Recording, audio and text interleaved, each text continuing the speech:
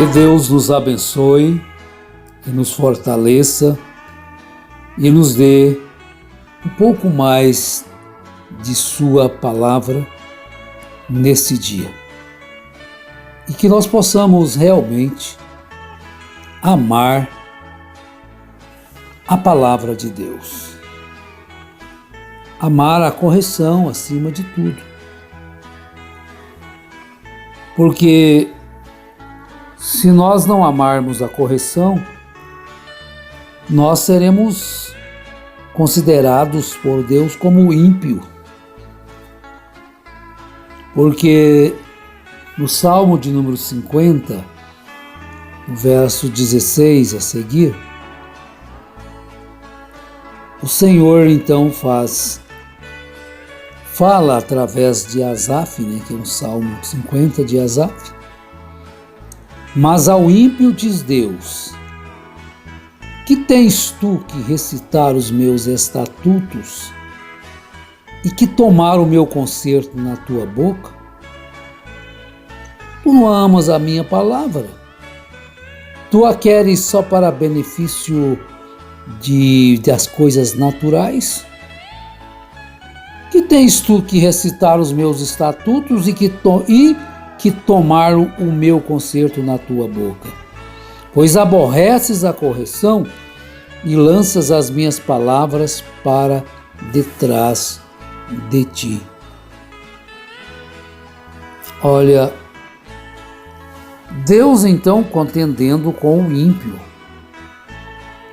Deus então contendendo com aquele que aborrece a correção, mas mesmo assim ainda se sente no direito de dizer que é um adorador.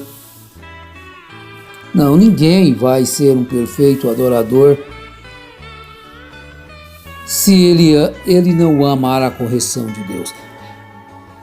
Deus aconselhou Caim a fazer o sacrifício correto, mas ele aborreceu a correção de Deus.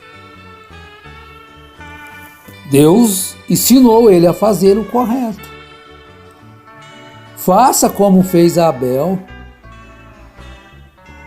mas ele aborreceu a correção e lançou as palavras de Deus para trás de si. E não quis dar atenção. Agora, os sintomas de rebeldia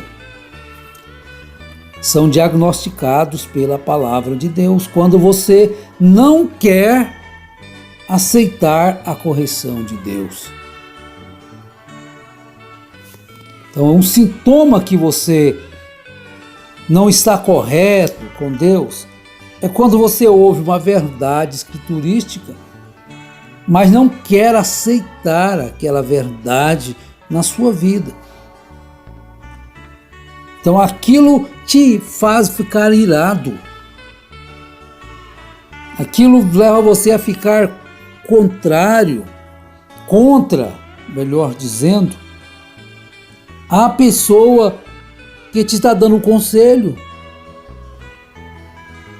Sintomas de rebeldia. Dentro das enfermidades modernas, então nós vemos aí sintomas variados, que são difíceis de diagnosticar qual na verdade é aquele mal. Então às vezes a pessoa começa com uma garganta ruim, arranhando, uma dorzinha de cabeça, uma tosse. Logo ele pensa, isso é uma gripe. Isso é apenas uma gripe. E eu vou tomar um chá, vou tomar um analgésico. E ele então começa a fazer aquele tratamento peculiar para combater a gripe. Mas aquilo não cessa. Então ele tem que procurar fazer um diagnóstico melhor. E aonde ele vai fazer esse diagnóstico?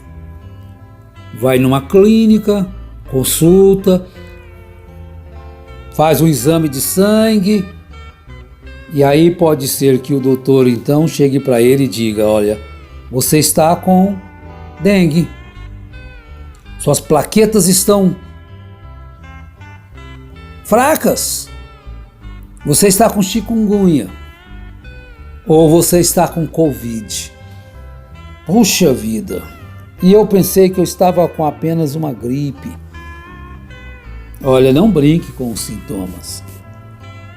Você pode estar com uma enfermidade muito pior do que aquela que você imagina. E você então pode ser fatal se você demorar a fazer o diagnóstico correto. E além do mais, transmitir para muitos, hein? Agora, quantas pessoas se rebelam contra Deus e transmite aquilo para muitos? Por isso São Paulo diz: com aquelas pessoas com as quais você não deve estar presente, juntos. É com aquele que, se dizendo irmão, for devasso. Ele não aceita a correção. Ele se torna rebelde contra as Escrituras. E embora ele possa ouvir a correção, ele não a aceita, ele não a recebe. Ele se torna contra, inimigo de quem está mostrando para ele qual que é a sua enfermidade. Isso acontece na vida natural e também na vida espiritual. E muitos não vão fazer o tratamento, não vão, depois que estão à morte, já em estado terminal, quase terminal. Então aceitam serem tratados, mas muitos não conseguem viver, morrem. E quantos enveredam pelo caminho da desobediência, da transgressão, da rebeldia e depois não conseguem mais encontrar a vida dentro do mundo espiritual. Bem, Davi se tornou prepotente e se achou no direito de tomar a esposa de um homem e depois matar aquele homem, assassiná-lo.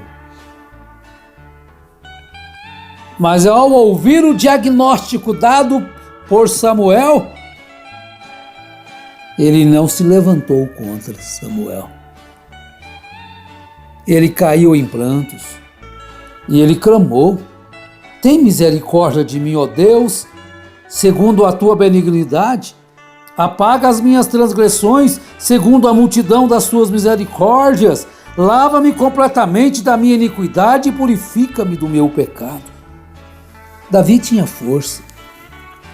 Davi tinha poder para mandar encerrar num cárcere, num calabouço a Samuel.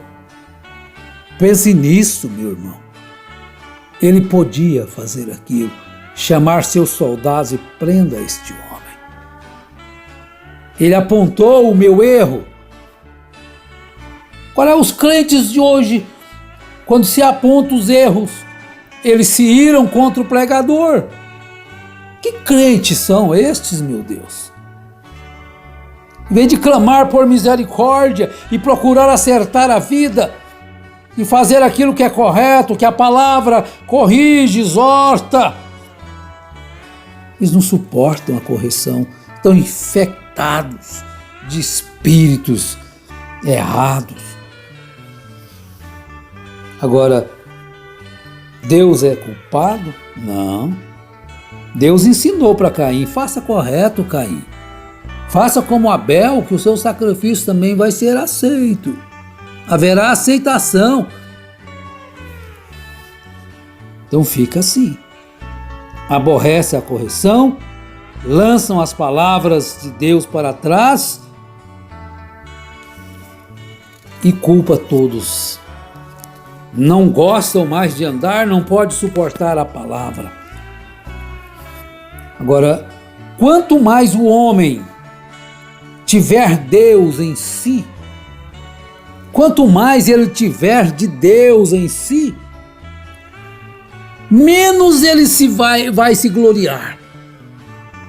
menos ele vai se vangloriar, mais ele vai ver a sua miséria, mais ele vai contemplar a sua miséria, mais ele verá a sua incapacidade. Quanto mais Paulo tinha de Deus, ele nem se considerava como um apóstolo. Por quê? Porque ele havia perseguido a igreja de Deus. E ele se considerava o menor de todos. Agora, quanto mais de Deus a pessoa tem, menos ele terá de si. Ele falará como falou João Batista. Convém que ele cresça e que diminua eu. Convém que ele cresça, porque ele viu que aquele ali, ele estava apenas precursando ele. Mas quem batizaria com fogo era o Senhor Jesus. Não era ele, nem um homem. Nem um homem. Então São Paulo diz, porque eu sou o menor dos apóstolos, que não sou digno de ser chamado apóstolo, pois que persegui a igreja de Deus. Agora ele diz que por derradeiro de todos, Jesus apareceu a ele como um abortivo. Agora o maior exemplo disso você encontra em Isaías capítulo 6. Isaías tinha muito para se vangloriar. Oh, que coisa! Mas veja, Isaías capítulo 6, quando ele viu a glória de Deus, quando ele chegou ali diante de Deus, ele viu a sua glória, tudo aquilo, então que ele exclamou, ai de mim, que vou perecendo, porque eu sou um homem de lábios impuros e habito no meio de um povo de impuros lábios, e os meus olhos viram o Rei, o Senhor dos exércitos. Mas os líderes de hoje são o contrário. Quanto mais eles acham que sem Deus, mais ele se vangloria, mais humilha os fracos, mais se acham senhores, dono dos céus, mais eles se acham donos das pessoas, carcereiros, miseráveis pecadores, vivem no cárcere da rebeldia e querem aprisionar aqueles suas ovelhas. Priva-os da graça de Deus na valentia carnal. Oh, meus irmãos, Deus tem o seu remédio. Ele diagnostica os casos através da palavra e tem o remédio para a cura. Oh, irmão, qual é o remédio então para curar este mal diagnosticado na minha vida? Eu não estou suportando mais a palavra de ouvir a correção. Houve um tempo que quando o pregador pregava duro contra o pecado, os irmãos batiam seus joelhos no chão e clamavam por misericórdia, e viam o seu pecado, e viam a sua miséria, e viam o quanto eram fracos, e clamavam por misericórdia, como Isaías clamou aqui no verso 5. Ai de mim que vou perecendo, porque sou um homem de lábios impuros. E clamava como Davi clamou no Salmo 51, que nós acabamos de ler. Tem misericórdia de mim, ó Deus. Tenha compaixão, Senhor. Tenha misericórdia segundo a tua benignidade. Lava-me por completo da minha iniquidade e purifica-me do meu pecado, porque eu conheço as minhas transgressões e o meu pecado está sempre diante de mim. Mas eu não tenho transgressão, eu não tenho que consertar nada. Isso aí é exigência humana. Não é aquilo que está na palavra. Observe, você pode se rebelar contra realmente um homem, mas não se rebele contra a palavra, porque a palavra é a única solução, é o único meio, é o único remédio, é o arrependimento, é o clamar por misericórdia, é a confissão dos pecados, esse é o remédio. Não adianta, se você estiver com dengue, tomar remedinhos para a gripe. Se você estiver com um câncer, tomar analgésicos, Novalgina, seja ela de 1 grama ou seja o que for. Tem que ser algo forte.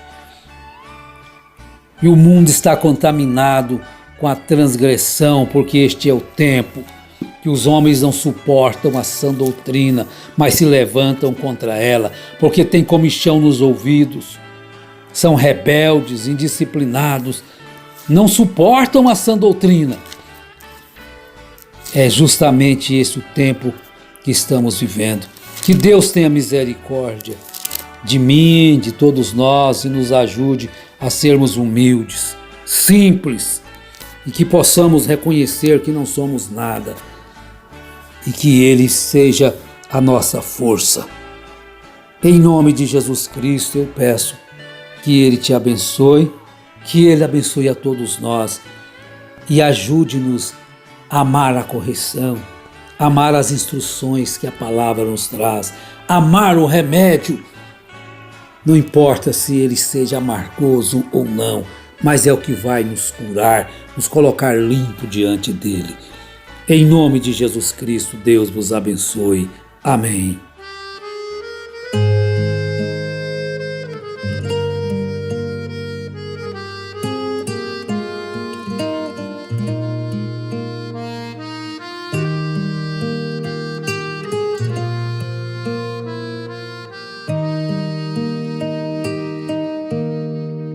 Conforme a tua infinita graça, ó Pai, perdoa